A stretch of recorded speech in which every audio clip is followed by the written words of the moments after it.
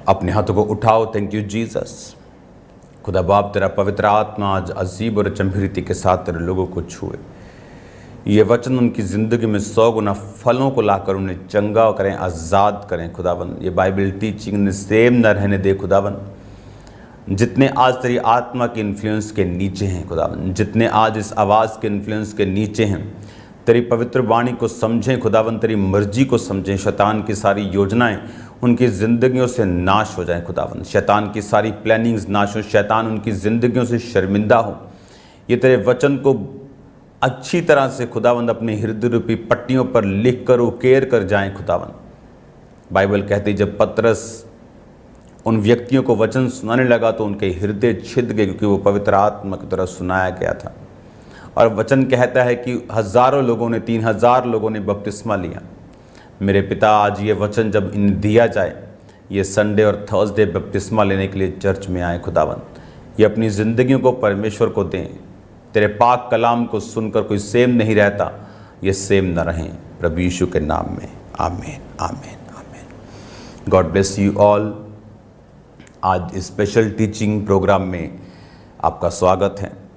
मेरा बिलीव है कि जो संडे और थर्सडे में हम सरमन सुनते हैं वो हमारी लाइफ को ब्लेस करता है, हमें परमेश्वर में चलाता है। और अब आप इमेजिन करो, आप रोज़ इस वचन को सुनने लगे हैं। आपकी परमेश्वर की जो नॉलेज है वो सेम नहीं होगी। इस बाइबल टीचिंग के ज़रिए खुदावंद आपको भी इस्तेमाल करेगा, क्योंकि आपको परमेश्वर के वचन की समझ होगी, खुदावंद की समझ होगी। आज मैं आपसे बात करूंगा उत्पत्ति, आपको 29, उत्पत्ति 30।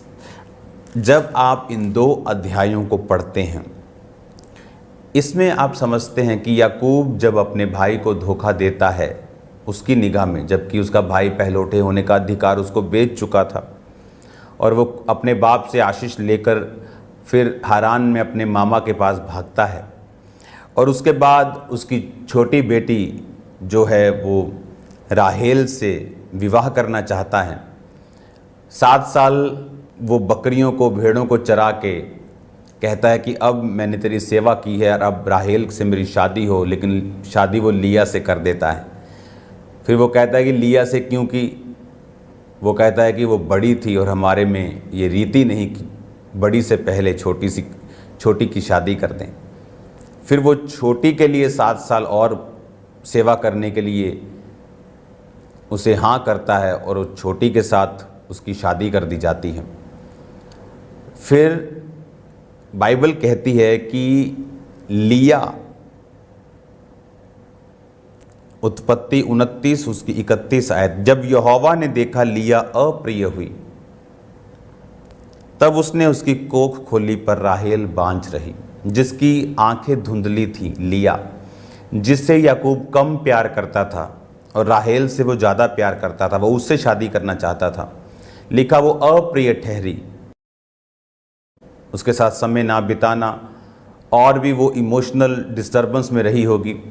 लेकिन खुदावंद जो बैलेंस करने वाला परमेश्वर है, उसने ये देखा कि राहेल प्रिय है पर उसने उसकी कोख को बंद कर दिया। लिया अप्रिय है तो उसने उसकी लाइफ को बैलेंस करने के लिए उसकी कोख को खोला और उसके बेटा हुआ और उसका नाम रूबेन रखा गया। 33 में लिखा, फिर वो गर्भवती हुई और एक और पुत्र उत्पन्न हुआ। तब उसने ये कहा, ये सुनकर कि मैं अप्रिय हूँ, यहोवा ने मुझे ये भी पुत्र दिया, इसलिए उसका नाम शिमोन रखा। वह फिर गर्भवती हुई, उसके एक और पुत्र हुआ। उसने कहा, अब की बार मेरा पति मुझसे मिल जाएगा, क्योंकि उससे मुझे 3 पुत्र पैदा हुए हैं, इसलिए उसका नाम उसने लेवी रखा। फिर वह गर्भवती हुई, उसके एक और पुत्र हुआ, और उसने कहा, अब की बार तो मैं यहोवा का धन्यवाद करूंगी, इसलिए उसका नाम यहूदा रखा। तब उसकी कोख बंद हो गई। 4 पुत्र उसके उत्पन्न हुए। उसके बाद 30 बाब की पहली आयत में लिखा, जब राहेल ने देखा याकूब के लिए मुझसे कोई संतान उत्पन्न नहीं होती, तब वह अपनी बहन से डाह करने लगी और याकूब से कहा, मुझे भी संतान दे, नहीं तो मैं मर जाऊंगी। तब याकूब ने राहेल से क्रोधित होकर कहा, क्या मैं परमेश्वर हूँ? तेरी कोख तो उसी ने बंद करके रखी है। राहेल ने कहा, अच्छा, मेरी दासी बिल्हा हाजिर है, उसी के पास जा, वह मेरे घुटनों पर जनेगी और उसके द्वारा मेरा भी घर बसेगा। तब उसने अपनी दासी बिल्हा को दिया और वह उसकी पत्नी हो, और याकूब उसके पास गया और बिल्हा गर्भवती हुई और याकूब से उसके एक पुत्र उत्पन्न हुआ। तब राहेल ने कहा, परमेश्वर ने मेरा न्याय चुकाया और मुझे मेरी सुनकर एक पुत्र दिया और उसका नाम दान रखा। राहेल की दासी बिल्हा फिर गर्भवती हुई और याकूब से उसे एक और पुत्र उत्पन्न हुआ। राहेल ने कहा, मैंने अपनी बहन के साथ बड़े दल से लिपटकर मल्ल युद्ध किया और जीत गई, अतः उसने उसका नाम नप्ताली रखा। अगर आप ध्यान से बाइबल को पढ़ेंगे तो आपको एक पाप और एक गुनाह नजर आएगा जो परमेश्वर ने जिससे नफरत की है। एक बार एक पास्टर को एक व्यक्ति मिला, कहता, क्या करने आया? कहता, मैं बाइबल वापस करने आया। कहता, क्या हुआ? कहता, इसमें तो ये लिखा है, वो लिखा है, इसमें तो जो नूह था उसकी अपनी बेटी उसके साथ सो रही है और बच्चे पैदा कर रही है, ये मैं नहीं पढ़ना चाहता। तो उस पास्टर ने कहा, क्या जवाब देना चाहिए? मैंने कहा, बाइबल एक बुक ऑफ फैक्ट्स भी है कि जो रियल फैक्ट्स हैं उन्हें उन्हीं तरह लिखा गया है जिस तरह वो हुए थे। और उसको ये भी बताना मैंने कहा कि जब लूत से उसकी बेटियों ने बच्चों को पैदा किया, परमेश्वर ने उन बच्चों और उसकी पूरे वंश से जनरेशंस तक नफरत की है और अपने हुजूरी में उनको आने नहीं दिया। इससे ये मालूम होता है कि लूत अब्राहम के अगर साथ रहता तो उसकी जो लड़कियां थी वो इतनी मोरली करप्ट ना होती, इतनी गिरी हुई ना होती। तो वचन में सब नुकसान भी खुल के लिखे गए हैं ताकि लोग उन्हें समझें कि जब एक व्यक्ति परमेश्वर से जीवित चर्च से दूर रहता है, वो उसके बच्चे मोरली गिरते जाते हैं, संसार की दृष्टि को अपनाते जाते हैं, संसारिक रीति के साथ जो संसार में चलता है उसी को एक्सेप्ट करते जाते हैं। हालेलुया। अगर आप इस समय टीवी की दुनिया में देखें या कहीं और देखें, मतलब जो चीज़ें कभी कभी दिखती थीं कि आदमी आदमी से प्यार कर रहा है, वो अब आपको शरेआम दिखती हैं, आपको अब नॉर्मली दिखती हैं। तो परमेश्वर ने वचन में जो लिखा है उसका एक मतलब है ताकि हमें सब समझ हो कि ये चीज़ें गुनाह थी, इसका उन्हें नुकसान हुआ। परमेश्वर ने जो बच्चे लूत की बेटियों से जन्मे, मोआबी, अम्मोन वंशी, उन्हें कभी अपनी प्रेजेंस में नहीं आने दिया कि कोई मोआबी और अम्मोनी मेरी हुजूरी में ना आने पाए। खुदा ने पाप से नफरत की थी, है और वो करता रहेगा, क्योंकि वचन कहता है उसके जैसा पवित्र पूरी दुनिया में कहीं नहीं है। ऐसा कोई परमेश्वर नहीं। प्रभु यीशु मसीह जब इंसानी रूप में इस धरती पर थे, उन्होंने कोई गर्लफ्रेंड नहीं बनाई, कोई शादी नहीं की, कोई मैरिज नहीं की, कोई बच्चे नहीं थे।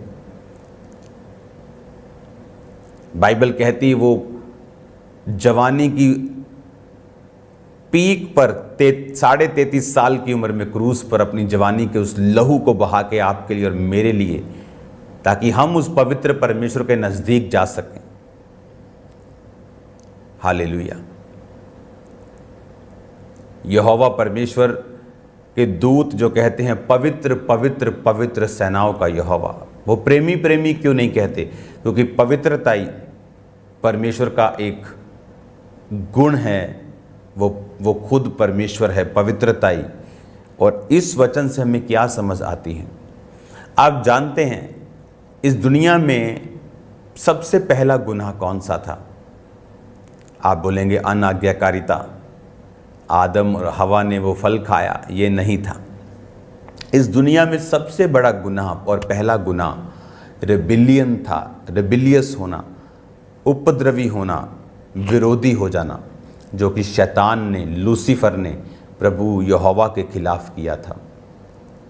वो विद्रोही हो गया था और वचन कहता है, उसने कहा कि मैं प्रभु से भी ऊंचा सिंहासन बनाऊंगा, मैं आराधना ना करूंगा तो कौन करेगा। ये इस सृष्टि का सबसे पहला और सबसे भारी गुनाह था। आज अगर आप वचन में देखेंगे तो कौन सा ऐसा पाप है जो सबसे बड़ा है? आप बोलेंगे व्यभिचार, चोरी, हत्या, लेकिन जो उपद्रव है, जो विद्रोही होना है, ये भी सबसे बड़े पापों में से एक पाप है। आप अगर ध्यान से बाइबल को पढ़ेंगे तो आप देखेंगे कि जब राहेल के बच्चा नहीं हुआ, उसने अपनी दासी को उसे दिया। पुराने नियम में एक से ज़्यादा शादियां जो थी वो अलाउड थी। अभी तक कोई वचन नहीं था, अभी तक कोई हुक्म नहीं था परमेश्वर का। लेकिन अब नए नियम में परमेश्वर कहता है कि परमेश्वर ने नर और नारी को बनाया, वो तलाक ना लें, वो एक मन रहें, एक पत्नी हो। अब नए नियम में अलग है, लेकिन पुराने नियम में ऐसा नहीं था। अगर आप देखें तो जब अब्राहम को सारा ने अपनी दासी दी थी, तो सारा ने उस दासी और उसके पुत्र को निकाल दिया था। लेकिन राहेल ने भी अपनी दासी दी और लिया ने भी अपनी दासी दी, और दो दो बेटे उनसे भी हुए। और इज़राइल के 12 गोत्रों में वो चारों शामिल हैं। लिया के 6 बेटे, राहेल के 2 बेटे, 6 2 8।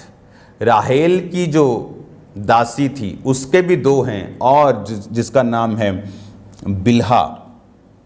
और जो लिया की दासी थी जिल्पा, उसके भी 2 थे।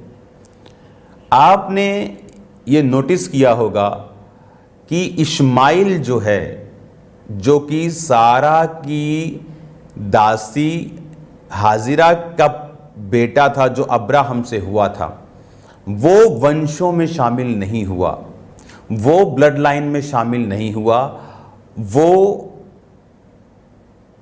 उनके साथ नहीं रह पाया। लेकिन ये सब साथ रह पाए क्योंकि रीज़न ये था, वचन ये कहता है, आप सुन चुके होंगे पुरानी टीचिंग्स में, कि जब सारा ने अपनी दासी को अब्राहम को दिया और वो गर्भवती हुई, तो बाइबल कहती है वो सारा को अपनी दृष्टि में तुच्छ समझने लगी, वो उसे तुच्छ जानने लगी, वो उसे छोटा समझने लगी। जिसे हम कह सकते हैं अपनी हैसियत से बाहर आ जाना। लेकिन अगर आप ये दासियों को देखते हैं तो वो ऐसी नहीं थी। उन्हें मालूम था याकूब के ऊपर परमेश्वर का दर्शन है, और हमारे बच्चे भी उस दर्शन के भागी हो रहे हैं, और हम भी परमेश्वर के वंश में शामिल हो रहे हैं। मैंने गिफ्टेड लोगों को विद्रोह करते देखा है, और जब आपका दिल विद्रोही होता है तो आप ये समझ लो कि उसमें 100% शैतान मिला हुआ है। 100% शैतान उसमें मिला। ये आप नहीं हैं, डेविल है 100%। कई चीज़ों में बोल सकते मेरा शरीर है, मेरा दिल कर गया, लेकिन इसमें पूरा का पूरा शैतान मिला हुआ है। विद्रोह करना, मैंने लोगों को देखा है विद्रोह करते हुए, पास्टर्स के खिलाफ, अपनी चर्च के खिलाफ, दूसरी चर्च के खिलाफ। ये डेविल है, प्योर डेविल, जिसे बोलते हैं ना हमारा देसी घी शुद्ध 100%। ये शुद्ध शैतान है 100%। क्योंकि अगर ये विद्रोह करके अपने वंश से बाहर चली गई, उसको परमेश्वर ने निकाल दिया। लेकिन यही दासियां बिना विद्रोह के और थैंकफुल हुई। कई बार आप लोगों को एक अच्छी पोजीशन देते हैं, उन्हें लगता है हसीता है, हम तो काम ही इतना बढ़िया करते हैं, हमारे तो सुर ही इतने सुरीले हैं कि हमें तो ये पोजीशन मिली है। लेकिन उन्हें ये नहीं मालूम कि हर एक चीज़ अनुग्रह के द्वारा मिली है, और अगर तुम उस अनुग्रह के लिए थैंकफुल हृदय के साथ नहीं रहोगे तो बाइबल कहती तुम हटा दिए जाओगे। उसी तरह परमेश्वर ने हाजिरा और इश्माइल को हटा दिया। सारा ने कहा दासी को उसके पुत्र सहित निकाल दे। अब्राहम को बुरा लगा, जब गया कमरे में प्रार्थना करो में परमेश्वर कहता वाइफ की सुन, निकाल दे। कहता हैं परमेश्वर निकाल दूं? हैरान हुआ बहुत, क्योंकि सारा ने उसको हंसी करता हुआ, ठट्ठा करता हुआ, मौक करता हुआ, एक शैतानी हंसी करता हुआ अपने बच्चे के साथ देख लिया, और उसे वो थ्रेट लगा और उसे वो निकालना पड़ा। अगर हाजिरा थैंकफुल होती तो इस्माइल को वो कभी नहीं निकालता। उसकी लाइफ की योजना अलग होती, सेम इजहाक वाली नहीं होती, लेकिन अलग होती, बेटर होती, उससे कहीं अधिक होती, और वो धर्म की लाइन में जुड़ा रहता। जब वो वहां से गया तो बाइबल कहती मिस्रियों के चक्कर में पड़ा, मिस्री लड़की उसके लिए मंगवाई गई। फिर आपको मालूम है जब घर में एक औरत अन्य जातियों से आएगी जो परमेश्वर को नहीं जानती, तो आपको मालूम है फिर क्या होगा। वो इतना धर्मी नहीं था कि बोलता कि भाई साहब परमेश्वर को मानना पड़ेगा। इस्माइल में ऐसा कोई गुण उसकी माँ में भी आपको नजर नहीं आएगा, नहीं तो वो मंगवाती ना वहां से, मिस्र से। विद्रोही होना सबसे बड़ा गुनाह है। जब भी आप किसी व्यक्ति को विद्रोही करता हुआ देखेंगे, परमेश्वर के कामों का विद्रोह, आत्मा के कामों का विद्रोह, चर्च का विद्रोह, अपने पास्टर का विद्रोह, सबसे बड़ा विद्रोह अपने स्पिरिचुअल फादर का विद्रोह करना, सबसे बड़ा विद्रोह खुदावंद की आत्मा के कामों का विद्रोह करना। और ये गुनाह ऐसे हैं जो आपको सदा के लिए उस लाइन से, उस ग्रेस से जो आपकी लाइफ पर थी, खत्म कर देते हैं। आप दोबारा कभी उस ग्रेस में नहीं आ पाते। आपका गिफ्ट जितना मर्जी टॉप का हो वो धरा का धरा रह जाता, आप कभी उस लेवल पर इस्तेमाल नहीं हो पाते। और ये बहुत अमेजिंग है कि खुदावन विद्रोह को बहुत कहते हैं कि जबरदस्त जजमेंट तरीके से उसको डील करता है। आप देखो ये दोनों दासियां जब पेट से थी, बाइबल कहती है दोनों थैंकफुल थी। किसी ने अपने मालकिन को तुच्छ नहीं समझा, लेकिन हाजिरा उसे सारा को तुच्छ समझने लगी। फिर सारा उसे दुख देने लगी, वो भाग गई। परमेश्वर का वापिस चली जा, वापिस आई। वो सब ड्रामा स्टार्ट हुए। विद्रोह करना श्रापों को आवाज देना है। विद्रोह करने से और थैंकफुल ना रहने से, कि जिसकी वजह से आपकी लाइफ में बरकत आई है, जिस मैन ऑफ गॉड की वजह से आपकी लाइफ में आशीष आई है, परमेश्वर इन चीज़ों को लाइटली नहीं लेता। मैंने लोगों को दशकों पीछे जाते हुए देखा है। मैंने लोगों को आज तक संघर्ष करते हुए देखा, वो जिसको मर्जी बाप बना लें बाहर जाके। रीजन ये है कि वो वहां के नहीं है और अपने बाप के घर जाने के काबिल भी नहीं है जो उन्होंने बोला है। जब तक वो पछताते नहीं और अपने पछतावे पर चलते नहीं, तब तक वो उस आशीष को ग्रहण नहीं कर पाते जो परमेश्वर ने उनके लिए बनाई है। रेबिलियस होना सबसे पहला और सबसे खतरनाक गुनाह है। ये शैतान ने किया, ये आज लोगों को शैतान इस्तेमाल करता है इन चीज़ों के लिए। और उसके बाद का रिजल्ट अगर आप उनकी लाइफ में देखेंगे, वो कभी वैसे नहीं आपको मिलेंगे जैसा वो अधीनगी के समय में विद्रोह करने से पहले हुआ करते थे। कभी आपको वो ग्रेस उनकी लाइफ में नजर नहीं आएगी। मैं आपको बता सकता हूं, जो ग्रेस इस्माइल की अब्राहम के घर पे थी, बाहर जाके वो जो मर्जी कर ले, लेकिन वो ग्रेस उनकी लाइफ में फिर वो वापस कभी नहीं थी। हालेलुया। इसीलिए थैंकफुल हार्ट रखना, नम्र होना, मैंने बहुत से लोगों को अपनी चर्चेस से जाते हुए देखा है। अफ्रीकन लोगों को कई चीज़ों में बहुत समझ है। वो कभी, अगर उनको परमेश्वर ने विज़न दिया है कहीं कुछ काम करने का, वो अपनी चर्च की खिलाफत करके कभी नहीं जाते। वो अपने दर्शन पे चलते हैं। मैं भी किसी से निकला हूँ, लेकिन मैंने कभी भी ऐसे इंटेंशनली कि मैं उनको खा जाऊं, जबकि बहुत कुछ विरोध मैंने सहा, लेकिन मेरा टारगेट अलग था। मुझे मालूम था कि मेरे अंदर से एक चर्च जन्म लेना चाहती है। मैं अपनी उस विज़न पे फोकस रखकर मैं आगे बढ़ता रहा। आज लोगों को अकल नहीं है, बुद्धि की कमी है, मंद बुद्धि हैं लोग, जो विद्रोह के रास्ते पर चलकर अपनी सारी जिंदगी का नाश कर लेते हैं। क्यों? घमंड। गिरने से पहले घमंड, उठने से पहले नम्रता आती है, वचन कहता है। आज घमंड की वजह से अपने गिफ्ट का, अपनी ब्लेसिंग का लोग गिर जाते हैं, और फिर उन्हें मालूम होती है कि ये सब ब्लेसिंग्स उसी सेवा के कारण थी, उसी ग्रेस के कारण थी जिस ग्रेस के मैं नीचे था। और जब वो ग्रेस निकल जाती है, जब आप एक अंगीठी से एक कोयले को निकालकर बाहर रखते हैं, वो एकदम से ठंडा नहीं होता, उसको ठंडा होने में टाइम लगता है।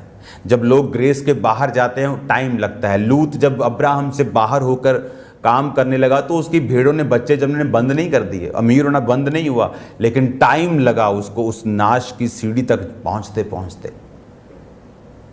हालेलुया। आपको थैंकफुल हार्ट के साथ करना है जो करना है। आप सेवा करते हैं, बी थैंकफुल। आप काम करते हैं, बी थैंकफुल, क्योंकि शैतान को आपकी ब्लेसिंग और आपकी ग्रोथ का सोर्स नजर आता है, और वो ये चाहता है कि वो आपके ब्लेसिंग के सोर्स से आपको एक बार दूर कर दे। और उसे मालूम है कि अगर मैंने इससे दूर कर दिया तो फिर मैं इसकी लाइफ में जो मर्जी करूंगा। और यही डेवल की प्लानिंग है कि वो चाहता है उस सोर्स से लोगों को दूर करना, उस सोते से दूर करना। हालेलुया। और आज जब हम समझ जाते हैं इन चीज़ों को और शैतान की योजनाओं को, हम कभी शैतान के प्लान्स में नहीं फंसते, कभी उसकी योजनाओं में नहीं आते। हम अपने काम को करते हैं, उसी नम्र हृदय से करते जाते हैं। मैंने एक बात को नोटिस किया है, परमेश्वर के घर में जब एक व्यक्ति कहता है मैं नहीं करूंगा तो ये काम टाइम पर नहीं होगा, उसे शैतान नजर आना चाहिए। शैतान बोलता है मैं वर्शिप नहीं करूंगा, कोई नहीं करेगा, ये पूरी दुनिया वर्शिप करती। और जब आप ऐसा करते हैं तो परमेश्वर इसे चैलेंज समझता है कि मेरे घर में तू नहीं करेगा तो काम नहीं होगा। तो परमेश्वर हमेशा, ये मेरी लाइफ का एक्सपीरियंस है, उससे बेटर पर्सन के साथ वो जगह भरता है। तो इसका मतलब हमें नम्र रहना है, क्योंकि आपसे बेटर व्यक्ति लाइन में खड़ा है और हमेशा बेटर खड़ा होता है, उससे कम नहीं खड़ा होता। और हमें धीरज रखना है, शांत रहना है, थैंकफुल रहना है। मैंने, क्योंकि जब ये अभी पंजाब में, इंडिया में चर्च ग्रो कर रहे हैं तो लोग सीख रहे हैं। अफ्रीका में ये चीज़ें 50 साल पहले हुई थी, तो वो लोग सीख चुके हैं कि जब एक व्यक्ति ने अपने फादर का विरोध किया, चर्च का किया, मैन ऑफ गॉड्स का किया, अनॉइंटिंग का किया, उनका क्या बना, उनके जनरेशन का क्या हुआ। आज वो लोग अनॉइंटिंग का आदर करते हैं, वो हम्बल रहते हैं, उन मौक़ों के लिए थैंक्स करते हैं, और आज वो ब्लेस्ड हैं। वो फाइट्स उनकी लाइफ में नहीं है जो आज यहाँ के क्रिश्चियंस फेस कर रहे हैं, क्योंकि वो सीख रहे हैं। रोज की रोटी आपकी हेल्प कर रही है सीखने के लिए। आप सेम नहीं है यीशु के नाम में, आप ब्लेस्ड हैं यीशु मसीह के नाम में। आज अपने हाथों को उठाएं, मेरे साथ प्रार्थना करें। खुदावन, जितने विद्रोही हैं, तेरे नाम में हम्बल हो जाएं। तेरे नाम में विद्रोह करने वाला आत्मा out in Jesus name. I release Holy Ghost fire on you in the mighty name of Jesus. Be free. Yeshu के नाम में खुदावन जो तौबा कर रहे हैं इस विद्रोह से, उन्हें माफ कर। उनकी गलतियों की सजा से उन्हें माफ कर, उन्हें हील कर। खुदावन तेरा आत्मा उन्हें टच करे तेरे जीवित नाम में। आमीन। अपने हाथों को उठाओ। Thank you Jesus. आज शाम को प्रार्थना पहाड़ की प्रार्थनाओं में जितने लोग शामिल हों, यीशु के नाम में आग उन्हें छुए, आग उन्हें डिलीवर करे। यीशु मसीह की आग उन्हें आजाद कर दे। खुदावंद की सामर्थ से वो भरे, पवित्र आत्मा से भरे, ताकत से भरे, अभिषेक से भरे। वो सेम ना रहें। यीशु मसीह के नाम में चंगे हों, आजाद हों, दुष्ट आत्मा से फ्री हों। सब तरह की जादू और टोने की गंदी आत्माओं से आजाद हो जाएं। आज शाम की मीटिंग जितने अटेंड करें, तेरे नाम में लोग डिलीवर हों और आजाद हों। प्रभु यीशु मसीह के सामर्थी नाम में हम मांगते हैं। आमीन, आमीन। God bless you all. Sunday meeting के लिए आप इनवाइटेड हैं। संडे खुदावंद का आत्मा आपको टच करेगा और हील करेगा। टाइम पर चर्च आना, आगे बैठना है तो जल्दी आना, ताकि आप खुदावंद के वचनों को सीख सकें, समझ सकें, प्रेयर्स को अटेंड कर सकें। आप सेम नहीं हैं यीशु मसीह के नाम में। संडे चर्च बीमारों को लेके आना, खुदावंद का आत्मा उन्हें हील करेगा और डिलीवर करेगा। God bless you all. आप सब ने बरकत पाई है, मेरा विश्वास है। आप वचनों को समझ रहे हैं, मेरा विश्वास है। जल्दी मिलेंगे खुदावंद की प्रेजेंस में शाम को, फिर संडे मीटिंग, उसके बाद रोज की रोटी जो रोज होती है। God bless you all.